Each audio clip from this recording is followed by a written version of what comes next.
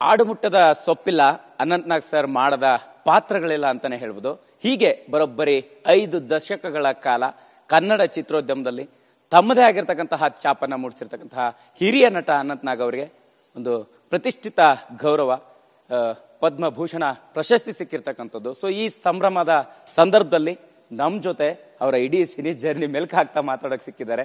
Sir, ಮೊದಲನೇದಾಗಿ ನಿಮ್ಗೆ ಅಭಿನಂದನೆಗಳು, ಕಂಗ್ರಾಚುಲೇಷನ್ಸ್ ಈ ಒಂದು ವಿಶೇಷ ಸಂದರ್ಭದಲ್ಲಿ. ಸರ್, ವಿಶೇಷ ಸಂದರ್ಭದಲ್ಲಿ ನನ್ನ ಹಾಡು ಗೀಡು ಎಲ್ಲ ಅಂದ್ರಿ. ಸೊ ನಾನು ನಿಮ್ಗೆ ಮೊದಲೇ ಹೇಳ್ತೀನಿ, ನಾನು ಸಿನಿಮಾ ಮಾಡಿದ್ದೀನಿ ಹಾಡಿನ ಮೇಲೆ. ಕುರಿಗಳು ಸಾರ್ ಕುರಿಗಳು ಅಂತ ನಾನು ಒಂದು ಫಿಲ್ಮ್ ಮಾಡಿದ್ದೆ, ನೀವು ನೋಡಿದ್ದೀರೋ ನೆನಪಿದ್ಯಾ? ಸೊ ಬಂದಿದೆ ಒಂಥರ, ಇದು ಚುನಾವಣೆ ಥರನೇ ಆಗಿ ಹೋಯ್ತು ಇದು. ಸೊ ಕನ್ನಡಿಗರು, ಕರ್ನಾಟಕದ ಮಹಾಜನತೆ ಅನಂತಿಗೆ ಇದನ್ನು ಕೊಡಬೇಕು ಅಂತ ಒತ್ತಾಯ ಮಾಡಿದರು.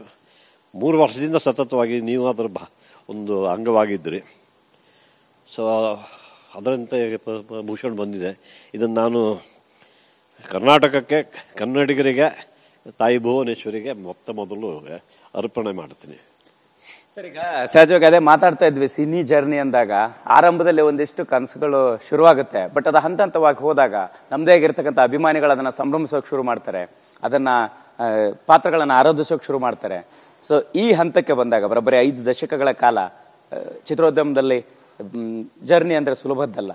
ಅಂತ ಜರ್ನಿ ಮಾತಾಡುವಾಗ ಸಾಕಷ್ಟು ಜನ ಹೇಳ್ತಾ ಇದ್ರು, ಅನಂತ್ನಾಗ್ ಸರ್ಗೆ ಇನ್ನೂ ಒಂದು ಅತ್ಯುನ್ನತ ಗೌರವ ಸಿಗ್ಬೇಕು, ನಾಗರಿಕ ಪ್ರಶಸ್ತಿ ಸಿಗ್ಬೇಕು ಅನ್ನುವಂಥದ್ದು. ಸೊ ಅದೆಲ್ಲವನ್ನು ನೀವು ಮಾತನಾಡ್ತಾ ಇರುವಾಗ ಹೇಗೆ ಅನಿಸ್ತಾ ಇತ್ತು ಅಂತ?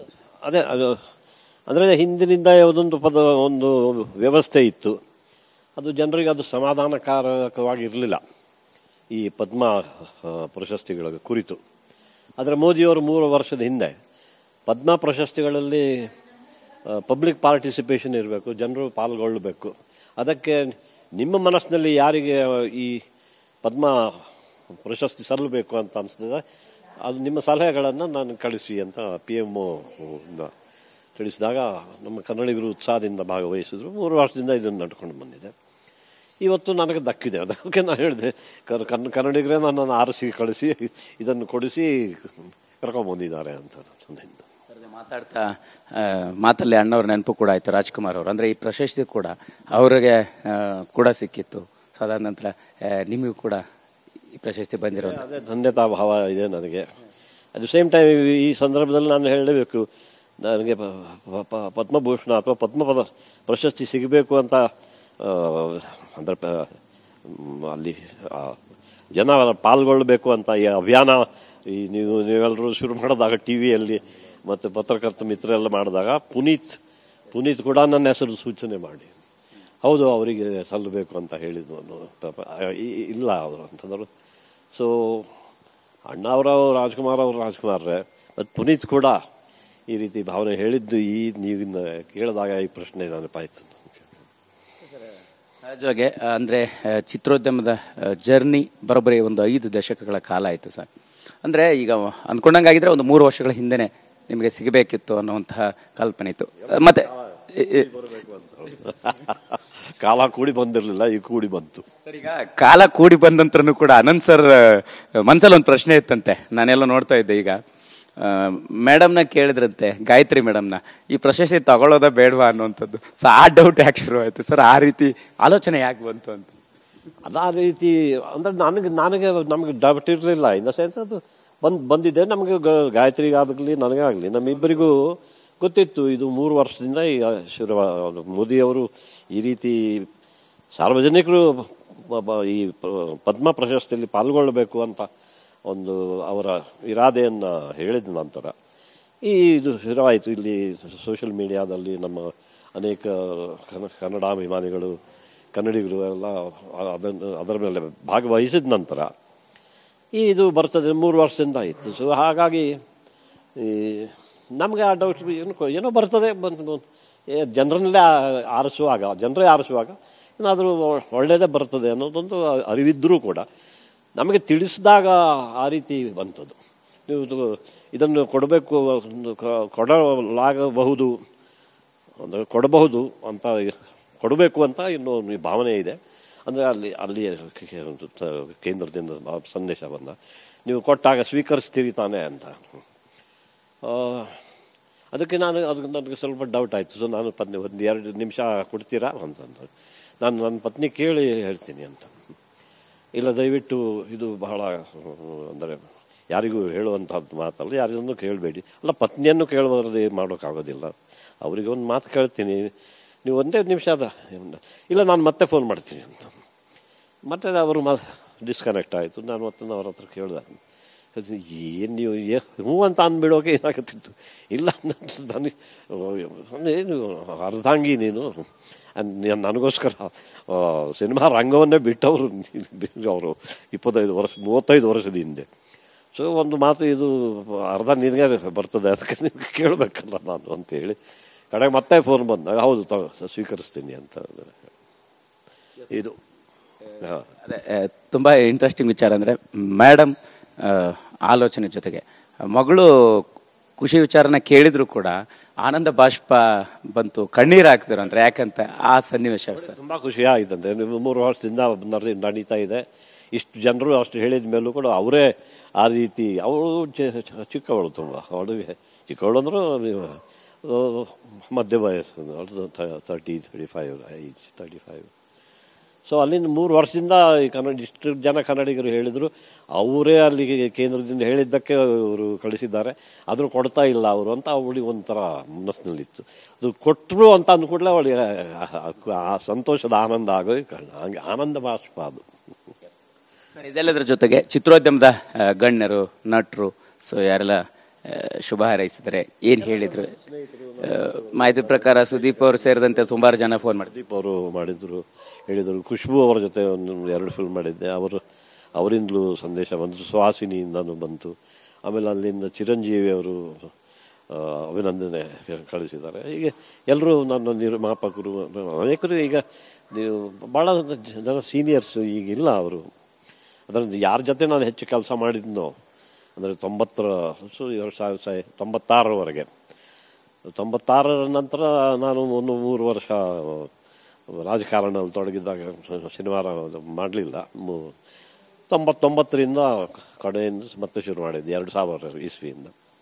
ಸೊ ಅದರ ನಂತರ ನನ್ನ ಯುವಕರ ಜೊತೆ, ಅದು ಯಾವ ಯುವಕರು ನನ್ನ ಜೊತೆ ಇದ್ದಾರೆ ಅವರೆಲ್ಲರೂ ಫೋನ್ ಮಾಡಿ ವಿಶ್ ಮಾಡಿದ್ದಾರೆ. ನಿರ್ದೇಶಕರು, ನಿರ್ಮಾಪಕರು ಅವರೆಲ್ಲರೂ ಫೋನ್ ಮಾಡಿದ್ದಾರೆ. ಸರ್, ಕೆಲವು ಘಟನೆಗಳನ್ನು ನೋಡಿರ್ತೀವಿ, ಈಗ ಕೆಲಸ ಮಾಡಿರ್ತೀವಿ. ಸೊ ಆದರೆ ಆ ಸಂದರ್ಭಕ್ಕೆ ಸಿಗಬೇಕಾದಂತಹ ಗೌರವ ಆ ಸಂದರ್ಭಕ್ಕೆ ಅಥವಾ ಆ ಸಮಯಕ್ಕೆ ಸಿಗದೆ ಹೋದಾಗ ನಮ್ಮೊಳಗೆ ಅಥವಾ ಅಂತಹ ವ್ಯಕ್ತಿತ್ವಗಳ ಒಳಗೆ ಒಂದು ಸಂಘರ್ಷ ನಡೀತಾ ಇರುತ್ತೆ. ಸೊ ಈಗ ಆ ಸಂದರ್ಭಕ್ಕೆ ಸಿಗದ ಗೌರವ ಈಗ ಬೇಕಾ ಅನ್ನುವಂಥ ಪ್ರಶ್ನೆಗಳು ಕೂಡ ತುಂಬಾ ಸಂದರ್ಭದಲ್ಲಿ ಕಾಡುತ್ತೆ ಸರ್. ಅಂದ್ರೆ ನಿಮಗೆ ಹಂಗೆ ಯಾವತ್ತಾದ್ರೂ ಈ ಪ್ರಶಸ್ತಿ ನಿರಾಕರಿಸುವಂಥದ್ದು, ಈ ಸಂಘರ್ಷಗಳು, ಸೊ ನಿಮ್ಮೊಳಗಿನ ವ್ಯಕ್ತಿತ್ವ ಹೆಂಗೆ ಇರುತ್ತೆ ಅಂತ? ಅಲ್ಲ, ಅದು ಅವರವರಿಗೆ ಅಂದರೆ ಅವರವರ ತಿಳುವಳಿಕೆಗೆ ಬಿಟ್ಟಂಥ ವಿಚಾರ. ಬೇರೆ ಬೇರೆಯವರಿಗೆ ಬೇರೆ ಅನುಭವ ಬಂದಿರ್ತದೆ, ಕೆಲವರಿಗೆ ಕಹಿ ಅನುಭವ ಆಗಿರ್ತದೆ.